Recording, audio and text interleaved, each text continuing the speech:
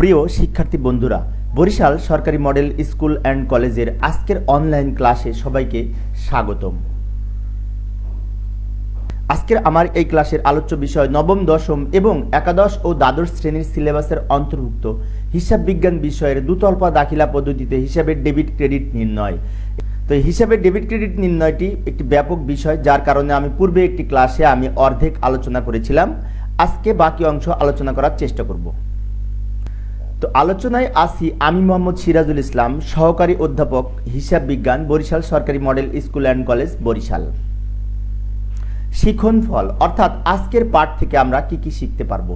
হিসাবে debit credit নির্ণয় ব্যাখ্যা করতে পারবে, লেনদেনের ডেবিট ক্রেডিট নির্ণয় করতে পারবে, ডেবিট ক্রেডিট পক্ষ নির্ণয় করতে পারবে, জাবেদায় ডেবিট ক্রেডিট পক্ষ নির্ণয় করতে পারবে এবং সম্পদ, ব্যয়, আয়, দায় ও মালিকানা সত্ত্ব হিসাবের ডেবিট ক্রেডিট নির্ণয়ের বর্ণনা করতে পারবে।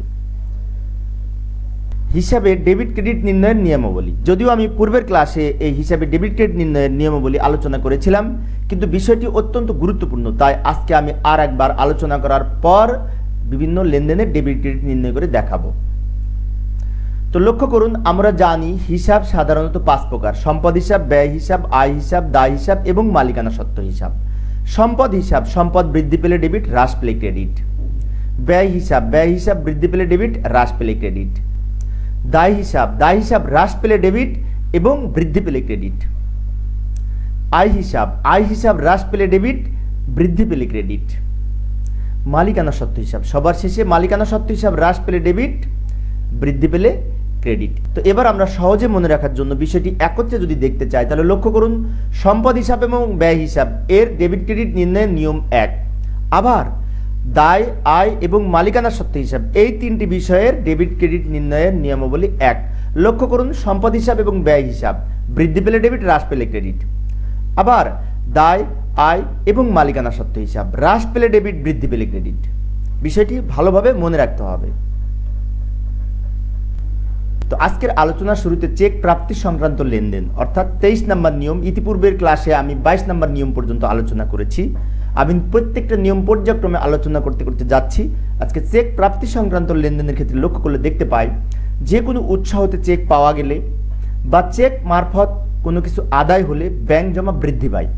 সেজন্য ব্যাংক হিসাবে লিপিবদ্ধ করতে হবে, অর্থাৎ ব্যাংক হিসাব ডেবিট করতে হবে। তাহলে আমরা এখানে লক্ষ্য করলে দেখতে পাই যে চেক পাওয়া গেলে ব্যাংক হিসাব ডেবিট হবে, কেননা বর্তমানে ব্যবসায়িক চেক সব দাগ কাটা চেক পাওয়া গেলে ব্যাংক হিসাব ডেবিট করতে হবে, কেননা ব্যাংকে জমাদানের মাধ্যমে দাগ কাটা চেক নিষ্পত্তি হয়, সেজন্য ব্যাংক হিসাব ডেবিট হবে। এবার একটি লেনদেন লক্ষ্য করলে দেখতে পাই, পণ্য বিক্রয় বাবদ চেক প্রাপ্তি 30,000 টাকা। তাহলে এখানে চেক প্রাপ্তি, সেজন্য ব্যাংক হিসাব ডেবিট, বিক্রয় হিসাব ক্রেডিট, কারণ চেক প্রাপ্তি হলে বর্তমানে দাগ কাটা চেক হিসেবে গণ্য হয়। ব্যাখ্যা লক্ষ্য করলে দেখতে পাই, এখানে চেক প্রাপ্তির ফলে ব্যাংক জমা বৃদ্ধি পেয়েছে, সেজন্য ব্যাংক হিসাব ডেবিট হয়েছে, এবং বিক্রয়ের ফলে আয় বৃদ্ধি পেয়েছে। আমরা জানি আয় বৃদ্ধি পেলে ক্রেডিট হয়, সেজন্য বিক্রয় হিসাব ক্রেডিট করা হয়েছে। পরবর্তী লেনদেন লক্ষ্য করলে দেখতে পাই, শেয়ারে বিনিয়োগ হতে লভ্যাংশ প্রাপ্তি 5,000 টাকা। তো এই ক্ষেত্রে লক্ষ্য করুন, এখানে কিন্তু চেকের কথা বলা নাই, কিন্তু কিছু কিছু লেনদেন আছে যে সমস্ত লেনদেন চেকের মাধ্যমে নিষ্পত্তি হয়, নগদে পাওয়া যায় না। যেমন শেয়ারে বিনিয়োগ হতে যদি লভ্যাংশ পাওয়া যায় বা শেয়ারে বিনিয়োগ হতে যদি আমরা টাকা উত্তোলন করতে চাই, তাহলে কিন্তু ব্যাংক হিসাবের মাধ্যমে অর্থাৎ দাগ কাটা চেকের মাধ্যমে নিষ্পত্তি হয়, সেজন্য ব্যাংক হিসাব ডেবিট হবে, প্রাপ্ত লভ্যাংশ হিসাব ক্রেডিট হবে। এক্ষেত্রে ব্যাখ্যা লক্ষ্য করলে দেখতে পাই, দাগ কাটা চেক প্রাপ্তির ফলে ব্যাংক জমা বৃদ্ধি পেয়েছে, সেজন্য ব্যাংক হিসাব ডেবিট হয়েছে। তো এই ক্ষেত্রে তো দাগ কাটা চেক বলা নাই, কিন্তু শেয়ারে বিনিয়োগ হতে লভ্যাংশ প্রাপ্তি সবসময় দাগ কাটা চেকের মাধ্যমে পাওয়া যায়, সেজন্য ব্যাংক হিসাব ডেবিট, এবং লভ্যাংশ এর ফলে আয় বৃদ্ধি পেয়েছে, প্রাপ্ত লভ্যাংশ হিসাব ক্রেডিট। পরবর্তীতে চেক প্রদান সংক্রান্ত লেনদেন 24 নম্বর নিয়ম। আমি প্রত্যেকটা নিয়মের দুইটা তিনটা করে উদাহরণের মাধ্যমে বোঝানোর চেষ্টা করছি, ভালোভাবে লক্ষ্য করতে হবে। চেক প্রদান সংক্রান্ত লেনদেনে লক্ষ্য করলে দেখতে পাই, চেক মারফত দেনা পরিশোধ করলে বা খরচ হলে ব্যাংক হিসাবে লিপিবদ্ধ করতে হবে। এক্ষেত্রে চেক প্রদান করার ফলে ব্যাংক জমা হ্রাস পায়, সেজন্য ব্যাংক হিসাব ক্রেডিট করতে হবে। অর্থাৎ চেক পাওয়া গেলে যেমন ব্যাংক হিসাব ডেবিট হয়, চেক প্রদান করলে ব্যাংক হিসাব ক্রেডিট হবে, এটি খেয়াল রাখতে হবে। কিন্তু একটি লেনদেন লক্ষ্য করলে দেখতে পাই, বেতন বাবদ চেক প্রদান করা হলো 10,000 টাকা। তাহলে এখানে চেক যেহেতু প্রদান করা হচ্ছে, তাহলে এই ক্ষেত্রে আমরা ডেবিট ক্রেডিট নির্ণয়ের ক্ষেত্রে বেতন খরচ হিসাব ডেবিট, ব্যাংক হিসাব ক্রেডিট। ব্যাখ্যা লক্ষ্য করলে দেখতে পাই, এখানে বেতন এর ফলে ব্যয় বৃদ্ধি পেয়েছে, সেজন্য বেতন হিসাব ডেবিট, এবং চেক মারফত প্রদান করার ফলে ব্যাংক জমা হ্রাস পেয়েছে, সেজন্য ব্যাংক হিসাব ক্রেডিট। অর্থাৎ চেক দিলেই ব্যাংক হিসাব ক্রেডিট হবে। আমরা পরবর্তী লেনদেন লক্ষ্য করে দেখতে পাই ব্যাংক কর্তৃক প্রদেয় বিল পরিশোধ 10,000 টাকা, অর্থাৎ ব্যাংক জমা কমে যাবে, সেজন্য প্রদেয় বিল হিসাব ডেবিট, ব্যাংক হিসাব ক্রেডিট। ব্যাখ্যায় লক্ষ্য করুন, এখানে প্রদেয় বিল পরিশোধের ফলে দায় হ্রাস পেয়েছে, অর্থাৎ প্রদেয় বিল হচ্ছে একটি দায়, তো প্রদেয় বিল যদি আমি পরিশোধ করে দিই তাহলে প্রদেয় বিল এর পরিমাণ কমে যায়, অর্থাৎ দায় হ্রাস পেলে আমরা জানি ডেবিট হয়। এবং ব্যাংক পরিশোধ করেছে, সেজন্য ব্যাংক থেকে টাকা কমে গেছে, সেজন্য ব্যাংক হিসাব হ্রাস পেয়েছে, তাই ব্যাংক হিসাব ক্রেডিট। বাট্টা আয় বা প্রাপ্ত বাট্টা সংক্রান্ত লেনদেন লক্ষ্য করুন, প্রাপ্ত বাট্টা কখনো নগদে পাওয়া যায় না। একটা জিনিস খেয়াল রাখতে হবে যে প্রাপ্ত বাট্টা কখনো নগদে পাওয়া যায় না। এই ক্ষেত্রে প্রাপ্ত বাট্টা বলতে আমরা কি বুঝি একটু লক্ষ্য করি। পাওনাদারকে টাকা পরিশোধের সময় যে পরিমাণ টাকা ছাড় বা কম দিয়ে দেওয়া হয় তাকেই প্রাপ্ত বাট্টা বলে। অর্থাৎ কাউকে টাকা পরিশোধের সময় আমরা যদি নির্দিষ্ট পরিমাণ টাকা কম দিই, সেই কম যে দিচ্ছি এটা হচ্ছে প্রাপ্ত বাট্টা, এটি হচ্ছে আয়। সেজন্য প্রাপ্ত বাট্টার জন্য প্রদেয় হিসাব বা পাওনাদার হিসাব ডেবিট হবে এবং প্রাপ্ত বাট্টা বা বাট্টা আয় হিসাব ক্রেডিট হবে।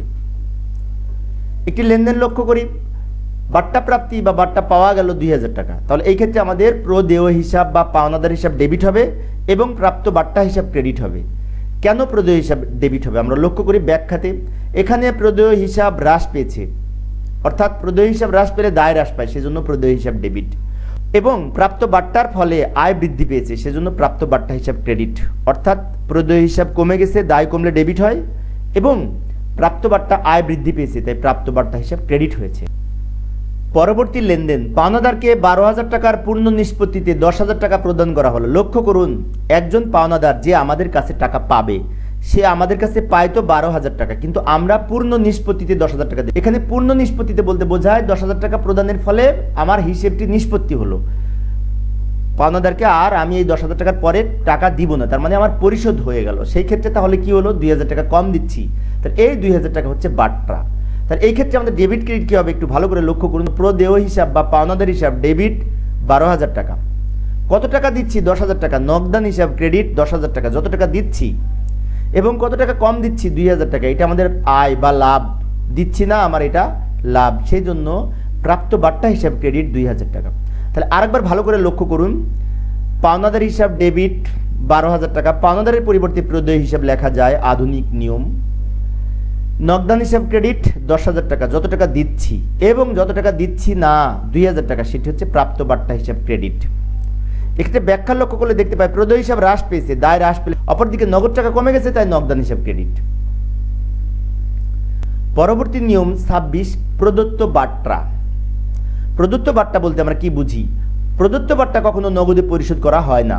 দেনাদারের নিকট থেকে টাকা প্রাপ্তির সময় যে পরিমাণ টাকা ছাড় দেওয়া হয় বা আমরা কম পাই তাকে বাট্টা খরচ বা প্রদত্ত বাট্টা বলে। যেমন উদাহরণস্বরূপ বলতে পারি, একজন দেনাদারের কাছ থেকে আমরা 30,000 টাকা পাইতাম, তিনি আমাদেরকে 28,000 টাকা দেওয়ার পরে বললেন যে আর বাকি 2,000 টাকা দিতে পারবো না। তাহলে এই যে 2,000 টাকা আমি পাইলাম না, কম পেলাম, ছাড় দিলাম, এটাই হচ্ছে প্রদত্ত বাট্টা। তো প্রদত্ত বাট্টার ডেবিট ক্রেডিট নির্ণয়ের নিয়ম হচ্ছে বাট্টা খরচ বা প্রদত্ত বাট্টা হিসাব ডেবিট, প্রাপ্য হিসাব বা দেনাদার হিসাব ক্রেডিট। অর্থাৎ খরচ বৃদ্ধি পেলে ডেবিট হয়, দেনাদার কমে গেলে ক্রেডিট হয়। তো এবার একটি লেনদেন লক্ষ্য করলে দেখতে পাই বাট্টা প্রদত্ত হলো 500 টাকা। তাহলে এই ক্ষেত্রে আমাদের প্রদত্ত বাট্টা ডেবিট, প্রাপ্য হিসাব বা দেনাদার হিসাব ক্রেডিট। প্রাপ্য হিসাব লিখলেও হবে, দেনাদার লিখলেও হবে, যে কোনো একটা লিখতে হবে। ব্যাখ্যা, এখানে প্রদত্ত বাট্টা দ্বারা ব্যয় বৃদ্ধি পেয়েছে, সেজন্য প্রদত্ত বাট্টা ডেবিট, কেননা ব্যয় বৃদ্ধি পেলে আমরা জানি ডেবিট হয়, নিয়মে আলোচনা করেছি। এবং প্রাপ্য হিসাব হ্রাস পেয়েছে, প্রাপ্য হিসাব সম্পদ, হ্রাস পেলে ক্রেডিট, সেজন্য প্রাপ্য হিসাব ক্রেডিট হয়েছে। আমি প্রত্যেকটা লেনদেনের কিছু নিচে ব্যাখ্যার মাধ্যমে বুঝিয়ে দিচ্ছি যাতে খুব সহজেই বোঝা যায়। এবার একটি লেনদেন লক্ষ্য করি, দেনাদারের কাছ থেকে 20,000 টাকার পূর্ণ নিষ্পত্তিতে 18,000 টাকা পাওয়া গেল। অর্থাৎ আমরা একজন দেনাদারের কাছ থেকে পাইতাম 20,000 টাকা, তিনি আমাদেরকে 18,000 টাকা দেওয়ার মাধ্যমে পূর্ণ নিষ্পত্তি করলেন, অর্থাৎ আমাদের হিসাব নিষ্পত্তি করা হলো। তাহলে সেই ক্ষেত্রে আমরা কত টাকা পাচ্ছি নগদ লক্ষ্য করুন তো, 18,000 টাকা পাচ্ছি। তাহলে নগদান হিসাব ডেবিট 18,000 টাকা, কত টাকা কম পাচ্ছি, 20,000 টাকা পাইতাম, 18,000 টাকা আমাদেরকে দিল, তাহলে কত টাকা কম দিল, 2,000 টাকা। তাহলে প্রদত্ত বাট্টা ডেবিট 2,000 টাকা। আর দেনাদার হিসাব ক্রেডিট, মোট টাকাটা, প্রাপ্য হিসাব বা দেনাদার হিসাব ক্রেডিট, এই মোট টাকাটা এই ক্রেডিট দিকে বসবে। ব্যাখ্যা লক্ষ্য করলে দেখতে পাই প্রদত্ত বার্তা দ্বারা ব্যয় বৃদ্ধি পেয়েছে, সেজন্য প্রদত্ত বার্তা হিসাব ডেবিট হয়েছে।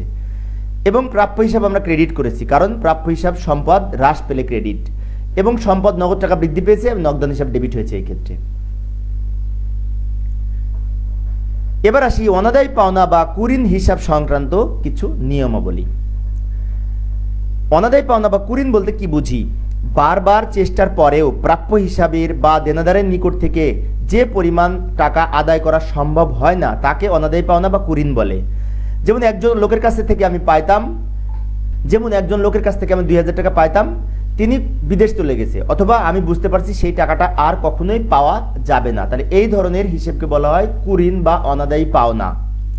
তো এই ক্ষেত্রে আমাদের অনাদায়ী পাওনা হিসাব ডেবিট হবে এবং অনাদায়ী পাওনা সঞ্চিত হিসাব ক্রেডিট হবে। এবার আসি অনাদায়ী পাওনা ধার্য করা হলো একটি লেনদেন। অনাদায়ী পাওনা হিসাব ডেবিট, অনাদায়ী পাওনা সঞ্চিত ক্রেডিট। ব্যাখ্যা লক্ষ্য করলে দেখতে পাই অনাদায়ী পাওনার ফলে ব্যয় বৃদ্ধি পেয়েছে, অর্থাৎ অনাদায়ী পাওনা একটি ব্যয়, সেজন্য অনাদায়ী পাওনা খরচ হিসাব ডেবিট, অনাদায়ী পাওনা সঞ্চিত হিসাব ক্রেডিট। এবার আসি 28 নম্বর নিয়ম, উত্তোলন হিসাব সংক্রান্ত লেনদেন। অর্থাৎ উত্তোলন হিসাবটি আমাদের এই অঙ্কের ক্ষেত্রে অত্যন্ত গুরুত্বপূর্ণ, কারণ অধিকাংশ অঙ্কেই উত্তোলন হিসাবটি থাকে, সেজন্য আমরা এটি ভালোভাবে বোঝার চেষ্টা করি। লক্ষ্য করুন, মালিক ব্যক্তিগত প্রয়োজনে কারবার থেকে কোনো টাকা বা পণ্য গ্রহণ করলে তার জন্য উত্তোলন হিসাব ডেবিট হবে, এবং ক্রেডিট কি করতে হবে? নগদান হিসাব ক্রেডিট হতে পারে, ক্রয় হিসাব ক্রেডিট হতে পারে, ব্যাংক হিসাব ক্রেডিট হতে পারে। লক্ষ্য করুন, ব্যবসা থেকে মালিক যদি নিজ প্রয়োজনে নগদ উত্তোলন করে তাহলে আমরা ডেবিট ক্রেডিট হবে, উত্তোলন ডেবিট, নগদান ক্রেডিট। মালিক যদি পণ্য উত্তোলন করে, অর্থাৎ ব্যবসা থেকে পণ্য নিয়ে যায় নিজের ব্যবহারের জন্য, তাহলে উত্তোলন হিসাব ডেবিট, ক্রয় হিসাব ক্রেডিট, কেননা ক্রয়ের পরিমাণ কমে গেলে ক্রয় হিসাব ক্রেডিট হয়। আর যদি ব্যক্তিগত প্রয়োজনে ব্যাংক থেকে উত্তোলন করে মালিক, যে ব্যাংকের টাকা তুলে মালিক নিজের পারপাসে খরচ করেছে, তো সেক্ষেত্রে উত্তোলন হিসাব ডেবিট, ব্যাংক হিসাব ক্রেডিট। তো লক্ষ্য করেছেন, উত্তোলন সবসময় ডেবিট হবে ব্যক্তিগত প্রয়োজনে উত্তোলন করলে, আর ক্রেডিট যদি নগদ উত্তোলন করে নগদান ক্রেডিট, যদি পণ্য উত্তোলন করে তাহলে ক্রয় ক্রেডিট, আর যদি ব্যাংক থেকে উত্তোলন করে তাহলে ব্যাংক ক্রেডিট। চলুন আমরা উদাহরণের মাধ্যমে আরো ভালোভাবে বোঝার চেষ্টা করি। লক্ষ্য করুন, মালিক তার ব্যক্তিগত প্রয়োজনে কারবার থেকে নগদ উত্তোলন করেছে 5000 টাকা, তাহলে এই ক্ষেত্রে কিন্তু উত্তোলন হিসাব ডেবিট হবে, কারণ মালিকের ব্যক্তিগত প্রয়োজনে থাকলেই উত্তোলন হিসাব ডেবিট হবে। অপরদিকে নগদান হিসাব ক্রেডিট হবে, কেননা নগদ টাকা উত্তোলন করেছে। ব্যাখ্যায় লক্ষ্য করলে দেখতে পাই এখানে উত্তোলনের ফলে মালিকানা সত্ত্ব হ্রাস পেয়েছে, অর্থাৎ উত্তোলনের ফলে কিন্তু মালিকানা সত্ত্ব হ্রাস পায়, সেজন্য উত্তোলন হিসাব ডেবিট। অপরদিকে নগদ টাকা হ্রাস পেয়েছে, সেজন্য নগদান হিসাব ক্রেডিট, নগদান হিসাব সম্পদ হ্রাস পেলে ক্রেডিট হবে। এবার একটি লেনদেন, মালিক তার ব্যক্তিগত প্রয়োজনে কারবার থেকে পণ্য উত্তোলন করেন 2000 টাকা, তাহলে এই ক্ষেত্রে উত্তোলন হিসাব ডেবিট, কারণ মালিক নিজ প্রয়োজনে উত্তোলন করলে উত্তোলন হিসাব ডেবিট হবে। অপরদিকে পণ্য উত্তোলন করেছে, সেজন্য ক্রয় হিসাব ক্রেডিট হবে। ব্যাখ্যায় লক্ষ্য করলে দেখতে পাই এখানে উত্তোলনের ফলে মালিকানা সত্ত্ব হ্রাস পেয়েছে, সেজন্য উত্তোলন হিসাব ডেবিট হয়েছে। অপরদিকে ক্রয় কমে যাওয়ার ফলে ব্যয় হ্রাস পেয়েছে, সেজন্য ক্রয় হিসাব ক্রেডিট হয়েছে। এখানে ক্রয় কেন ক্রেডিট হলো? ক্রয় কমে গেছে, আর ক্রয় যদি কমে যায় ব্যয় হ্রাস পেলে ক্রেডিট হয়। এবার আসি, মালিক তার ব্যক্তিগত প্রয়োজনে ব্যাংক থেকে উত্তোলন করেন 5000 টাকা। লক্ষ্য করেছেন যে এখানে ব্যাংক থেকে মালিক উত্তোলন করেছে 5000 টাকা, তাহলে উত্তোলন হিসাব ডেবিট, কেননা ব্যক্তিগত প্রয়োজনে উত্তোলন, সেজন্য উত্তোলন হিসাব ডেবিট। অপরদিকে ব্যাংক থেকে উত্তোলন করেছে, সেজন্য ব্যাংক হিসাব ক্রেডিট। ব্যাখ্যা লক্ষ্য করলে দেখতে পাই এখানে উত্তোলনের ফলে মালিকানা সত্ত্ব হ্রাস পেয়েছে, সেজন্য উত্তোলন হিসাব ডেবিট। অপরদিকে ব্যাংক জমা কমে যাওয়ার ফলে সম্পদ হ্রাস পেয়েছে, সেজন্য ব্যাংক হিসাব ক্রেডিট। আমি প্রত্যেকটা লেনদেনের ব্যাখ্যা দিচ্ছি যাতে বোঝা সহজ হয়। এবার একটি লেনদেন লক্ষ্য করি, ব্যাংক থেকে উত্তোলন বা অফিস প্রয়োজনে উত্তোলন। খেয়াল রাখতে হবে কিন্তু এটা শিক্ষার্থীরা কমন মিস্টেক করে। আমরা যখন পরীক্ষার খাতা মূল্যায়ন করি, বিশেষ করে নবম, দশম বা একাদশ, দ্বাদশ শ্রেণীর যখন আমরা শিক্ষার্থীদের পরীক্ষার খাতা মূল্যায়ন করি, তখন লক্ষ্য করে দেখেছি এই লেনদেনটা কমন মিস্টেক করে, তাই এই লেনদেনটা ভালো করে বোঝার চেষ্টা করি। লক্ষ্য করুন, ব্যাংক থেকে উত্তোলন এর অপর নাম অফিস প্রয়োজনে ব্যাংক থেকে উত্তোলন। ইতিপূর্বে যে উত্তোলনগুলো ছিল সেগুলো কিন্তু ছিল ব্যক্তিগত প্রয়োজনে, বাট এটি হচ্ছে অফিস প্রয়োজনে উত্তোলন। তাহলে অফিস প্রয়োজনে উত্তোলন করলে কি হবে আমরা সমাধান লক্ষ্য করি। লেনদেনে যদি শুধু ব্যাংক থেকে উত্তোলন বলা থাকে তবে উক্ত টাকা অফিস প্রয়োজনে মনে করে হিসাবভুক্ত হবে, অর্থাৎ নগদান হিসাব ডেবিট হবে, ব্যাংক হিসাব ক্রেডিট হবে। কেননা ব্যাংক থেকে উত্তোলন করা হলে নগদ টাকা বৃদ্ধি পায়, সেজন্য নগদান হিসাব ডেবিট। আবার ব্যাংকে টাকা কমে যায়, সেজন্য ব্যাংক হিসাব ক্রেডিট। এবার একটি লেনদেন লক্ষ্য করুন, ব্যাংক থেকে উত্তোলন 12,000 টাকা। তাহলে এখানে কি হবে? নগদান হিসাব ডেবিট, ব্যাংক হিসাব ক্রেডিট।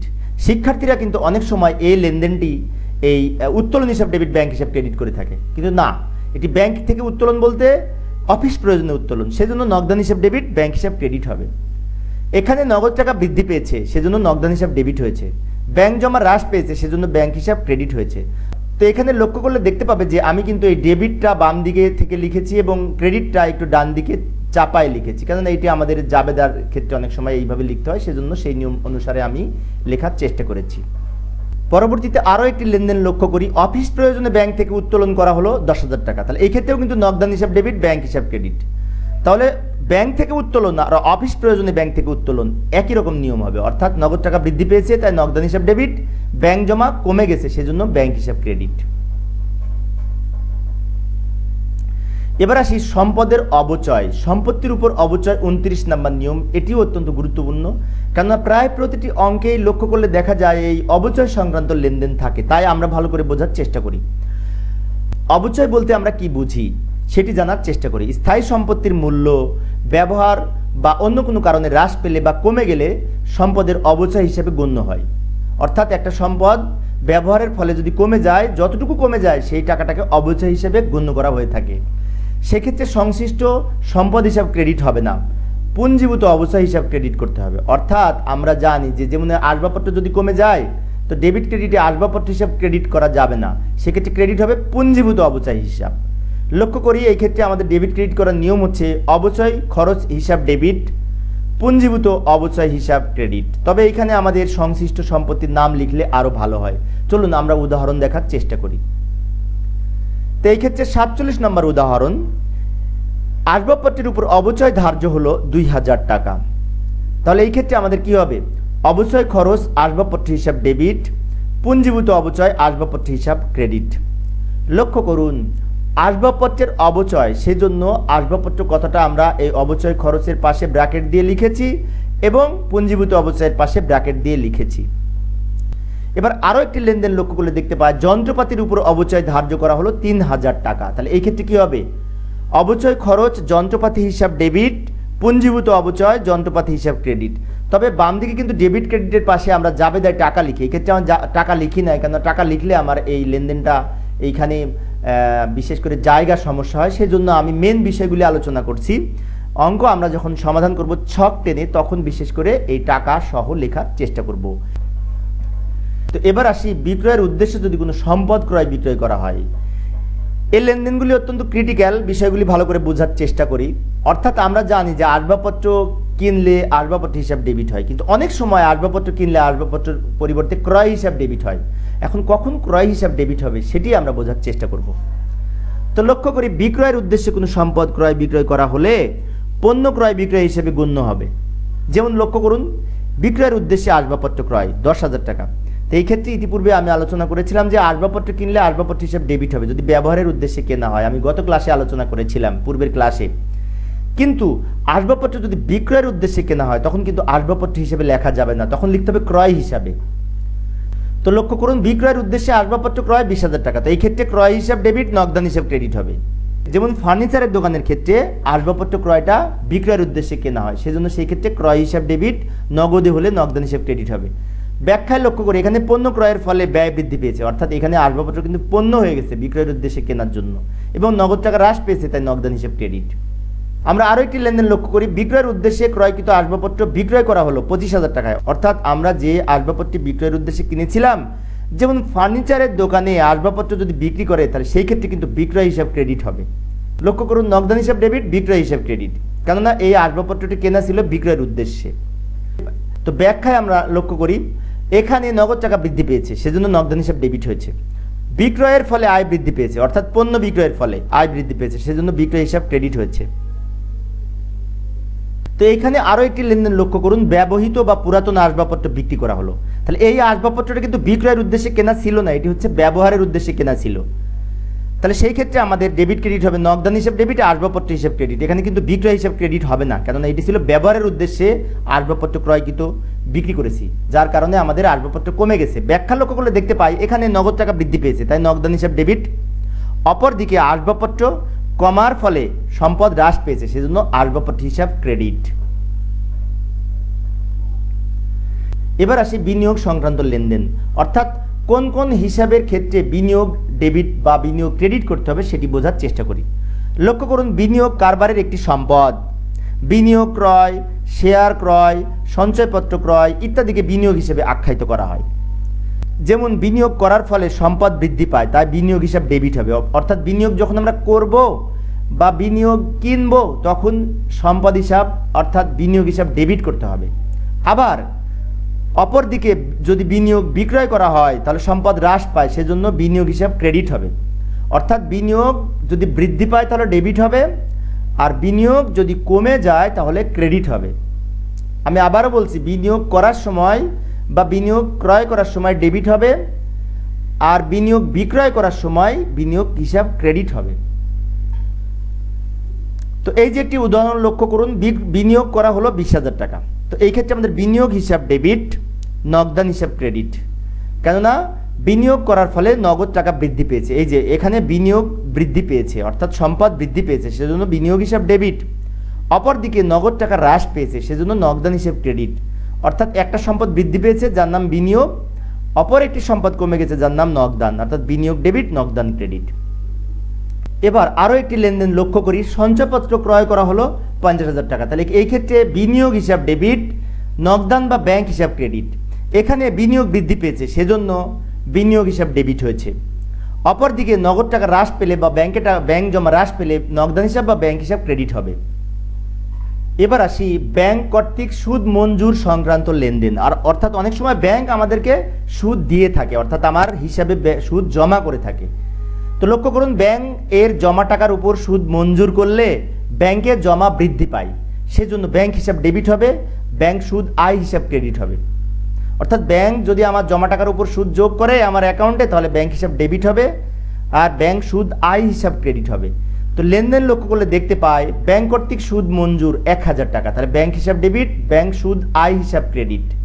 এখানে ব্যাংক জমা বৃদ্ধি পেয়েছে, সেজন্য ব্যাংক হিসাব ডেবিট হয়েছে। অপরদিকে ব্যাংক সুদের ফলে আয় বৃদ্ধি পেয়েছে, সেজন্য ব্যাংক সুদ আয় হিসাব ক্রেডিট হয়েছে।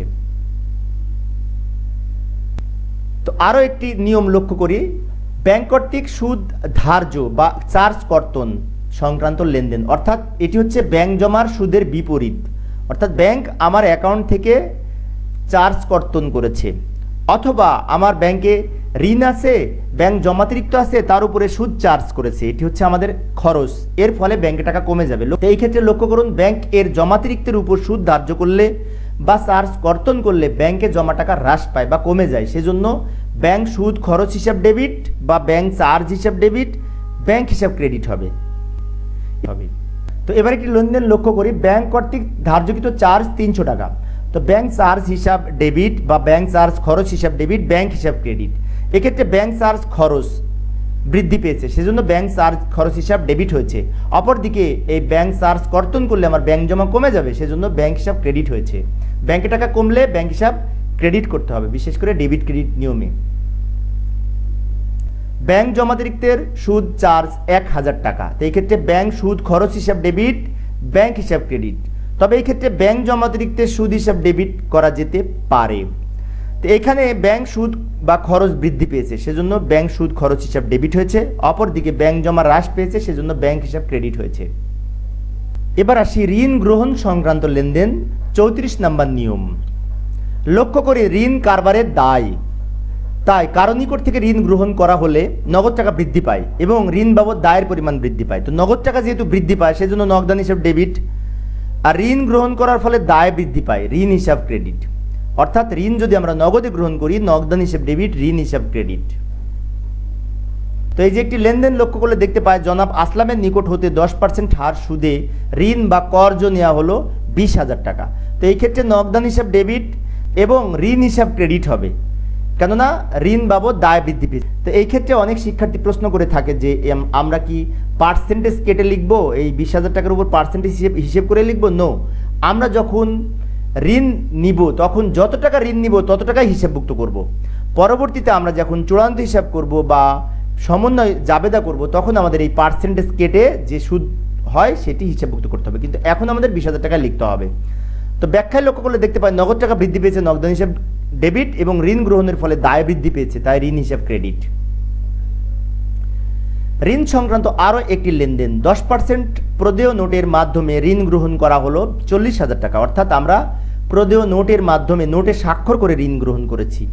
তো সেই ক্ষেত্রে নগদান হিসাব ডেবিট এবং 10% প্রদেয় নোট হিসাব ক্রেডিট, অর্থাৎ এখানে প্রদেয় নোটটাই হচ্ছে ঋণ। এখানে নগদ টাকা বৃদ্ধি পেয়েছে তাই নগদান হিসাব ডেবিট, এবং ঋণ গ্রহণের ফলে দায় বৃদ্ধি পেয়েছে, সে দায়টার নাম হচ্ছে প্রদেয় নোট, সেজন্য 10% প্রদেয় নোট হিসাব ক্রেডিট, তবে 10% লিখে রাখাই উত্তম। এবার আরও একটি ঋণ সংক্রান্ত লেনদেন লক্ষ্য করলে দেখতে পাই জমি বন্ধক রেখে ব্যাংক থেকে ঋণ গ্রহণ করা হলো 70,000 টাকা।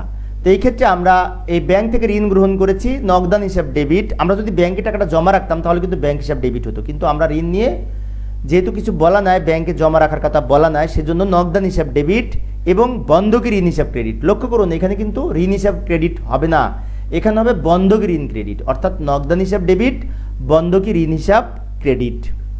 ব্যাখ্যা লক্ষ্য করলে দেখতে পাই এখানে নগদ টাকা বৃদ্ধি পেয়েছে তাই নগদান হিসাব ডেবিট, অপরদিকে বন্ধকি ঋণের ফলে দায় বৃদ্ধি পেয়েছে তাই বন্ধকি ঋণ হিসাব ক্রেডিট। এবার আসি 35 নম্বর নিয়ম, খরচ প্রদান সংক্রান্ত লেনদেন। প্রত্যেকটা অঙ্কের মধ্যে খরচ প্রদান সংক্রান্ত লেনদেন থাকেই, তাই আমরা এই খরচ প্রদান সংক্রান্ত লেনদেনগুলি ভালোভাবে বোঝার চেষ্টা করি। লক্ষ্য করুন ব্যবসা পরিচালনার জন্য বিভিন্ন রকম খরচ হয়, যেমন বেতন, ভাড়া, বিমা সেলামি, মনিহারি, বিজ্ঞাপন, আরও বিভিন্ন রকম খরচ আছে যেগুলো সংগঠিত হয়ে থাকে। খরচ বৃদ্ধি পেলে উক্ত খরচের নাম ডেবিট হবে, আর এই খরচ যদি নগদে প্রদান করি তাহলে নগদান হিসাব ক্রেডিট হবে। খরচ যদি চেক মারফত পরিশোধ করি ব্যাংক হিসাব ক্রেডিট হবে, আর এই খরচ যদি বাকি থাকে বা বকেয়া থাকে তাহলে প্রদেয় হিসাব ক্রেডিট হবে। তাহলে লক্ষ্য করুন খরচ হলেই খরচ হিসাব ডেবিট হবে, যেমন বেতন পরিশোধ করা হলো বেতন হিসাব ডেবিট, নগদান হিসাব ক্রেডিট। চেক মারফত বেতন প্রদান করা হলো বেতন হিসাব ডেবিট, ব্যাংক হিসাব ক্রেডিট। এবার বেতন বকেয়া রয়েছে এরকম কথা যদি বলা থাকে তো বেতন হিসাব ডেবিট, প্রদেয় খরচ বা প্রদেয় বেতন বা বকেয়া বেতন হিসাব ক্রেডিট। লক্ষ্য করেছেন খরচ হলে খরচ ডেবিট হবে, আর এই তিনটা যে কোনো একটা ক্রেডিট হবে। যদি নগদে হয় নগদান ক্রেডিট, যদি চেক মারফত হয় ব্যাংক হিসাব ক্রেডিট, আর যদি বাকি থাকে বা বকেয়া থাকে তাহলে বকেয়া খরচ হিসাব ক্রেডিট। যেমন একটি লেনদেন লক্ষ্য করলে দেখতে পাই বিজ্ঞাপন খরচ প্রদান 5,000 টাকা, তাহলে বিজ্ঞাপন খরচ হিসাব ডেবিট, নগদান হিসাব ক্রেডিট। এখানে বিজ্ঞাপন খরচের ফলে খরচ বা ব্যয় বৃদ্ধি পেয়েছে সেজন্য বিজ্ঞাপন হিসাব ডেবিট হয়েছে, আর এখানে প্রদান করার ফলে নগদ টাকা কমে গেছে সেজন্য নগদান হিসাব ক্রেডিট হয়েছে। এবার আরও একটি লেনদেন লক্ষ্য করুন, চেক মারফত ভাড়া প্রদান 10,000 টাকা। এখানে চেক মারফত বলেছে, অর্থাৎ এখানে কী হবে একটু চিন্তা করুন, ভাড়া খরচ হিসাব ডেবিট হবে, অপরদিকে চেক মারফত প্রদান করা হয়েছে সেজন্য ব্যাংক হিসাব ক্রেডিট হবে। এখানে ভাড়া খরচের ফলে ব্যয় বৃদ্ধি পেয়েছে সেজন্য ভাড়া হিসাব ডেবিট, অপরদিকে ব্যাংক জমা হ্রাস পেয়েছে সেজন্য ব্যাংক হিসাব ক্রেডিট। এখানে আরও একটি লেনদেন লক্ষ্য করে দেখতে পাই বেতন বকেয়া রয়েছে 8,000 টাকা, তাহলে এই ক্ষেত্রে কি হবে বেতন খরচ হিসাব ডেবিট, প্রদেয় বেতন বা বকেয়া বেতন হিসাব ক্রেডিট। ব্যাখ্যা এখানে বেতন খরচের ফলে ব্যয় বৃদ্ধি পেয়েছে সেজন্য বেতন খরচ হিসাব ডেবিট হয়েছে, অপরদিকে বকেয়া থাকার ফলে দায় বৃদ্ধি পেয়েছে সেজন্য প্রদেয় বেতন বা বকেয়া বেতন হিসাব ক্রেডিট হবে। আরও একটি লেনদেন লক্ষ্য করুন, বিজ্ঞাপনের উদ্দেশ্যে পণ্য বিতরণ করা হলো 2,000 টাকা, তাহলে এই ক্ষেত্রে বিজ্ঞাপনের উদ্দেশ্যে যেহেতু বিতরণ করা হয়েছে তাই বিজ্ঞাপন খরচ হিসাব ডেবিট, অপরদিকে পণ্য বিতরণ করা হয়েছে সেজন্য ক্রয় হিসাব ক্রেডিট হবে। অর্থাৎ এই ক্ষেত্রে বিজ্ঞাপন খরচের ফলে ব্যয় বৃদ্ধি পেয়েছে সেজন্য বিজ্ঞাপন খরচ হিসাব ডেবিট, ব্যয় বৃদ্ধি পেয়েছে, অপরদিকে পণ্য বিতরণের ফলে ক্রয় হ্রাস পেয়েছে, ক্রয় হচ্ছে ব্যয় সেজন্য ক্রয় কমে গেলে ক্রেডিট হবে। এবার আসি আয় সংক্রান্ত লেনদেন। আয় হচ্ছে ব্যয় এর বিপরীত।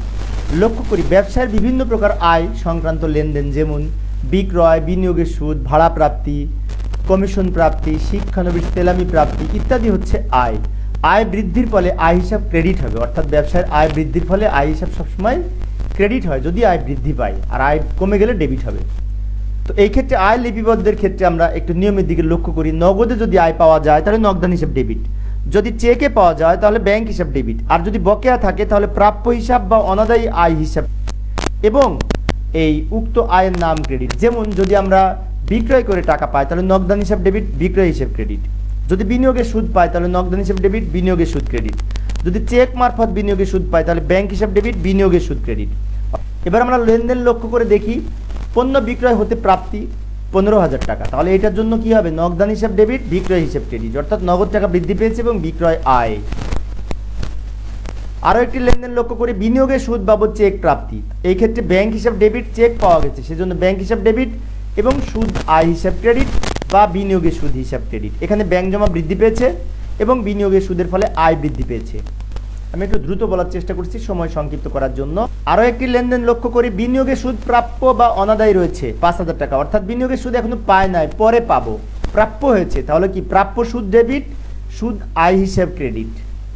এখানে প্রাপ্য সুদ সম্পদ বৃদ্ধি পেয়েছে সেজন্য প্রাপ্য সুদ হিসাব ডেবিট হয়েছে, সম্পদ বৃদ্ধি পেলে ডেবিট। অপরদিকে বিনিয়োগের সুদের ফলে আয় বৃদ্ধি পেয়েছে সেজন্য সুদ আয় হিসাব ক্রেডিট।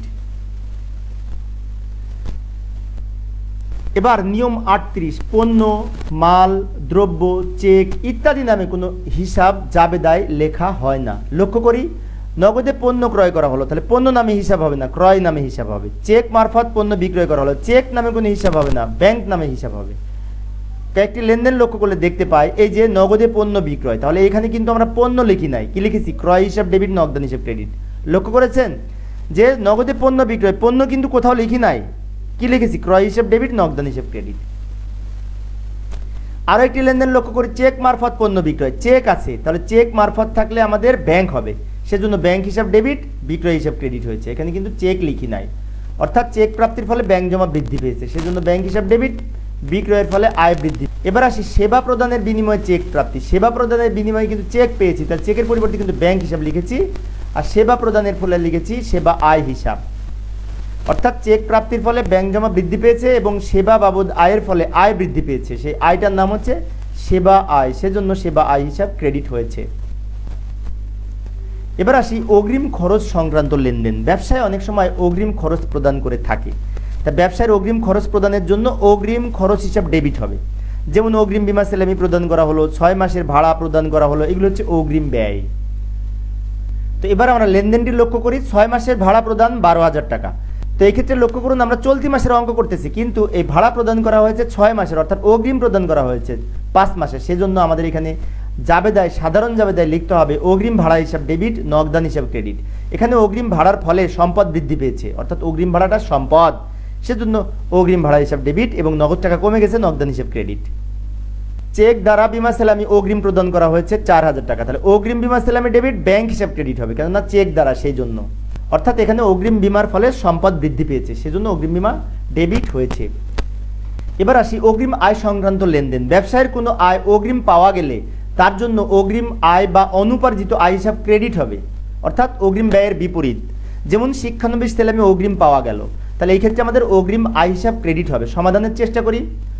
তো এই যে লেনদেনটি লক্ষ্য করুন, আজকের আলোচনার শেষ লেনদেন, শিক্ষানবিশ সেলামি বাবদ অগ্রিম প্রাপ্তি 4,000 টাকা, তাহলে এই ক্ষেত্রে নগদ টাকা বৃদ্ধি পেয়েছে, নগদান হিসাব ডেবিট, যেহেতু প্রাপ্তি নগদ টাকা বৃদ্ধি পেয়েছে সাধারণ জাবেদায়, এবং অগ্রিম শিক্ষানবিশ সেলামি হিসাবে ক্রেডিট। তো এই ক্ষেত্রে ব্যাখ্যায় লক্ষ্য করলে দেখতে পাই এখানে নগদ টাকা বৃদ্ধি পেয়েছে, ফলে সম্পদ বৃদ্ধি পেয়েছে সেজন্য নগদান হিসাব ডেবিট, এবং অগ্রিম আয়ের ফলে দায় বৃদ্ধি পেয়েছে, অর্থাৎ অগ্রিম শিক্ষানবিশ সেলামি একটি দায়, সেজন্য অগ্রিম শিক্ষানবিশ সেলামি হিসাব ক্রেডিট।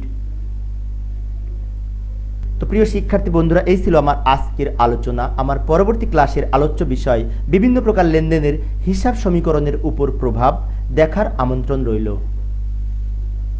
তবে প্রিয় শিক্ষার্থী বন্ধুরা, আমার এই ভিডিওটি যদি ভালো লাগে এবং উপকারে আসে তাহলে প্লিজ আমার এই ভিডিওটিতে লাইক দিবে, শেয়ার করবে এবং সাবস্ক্রাইব করবে। পরিশেষে আমি সবাইকে আবারও ধন্যবাদ জানিয়ে আজকের মতো বিদায় নিচ্ছি। সবাই ভালো থাকবে এবং সুস্থ থাকবে। খোদা হাফেজ।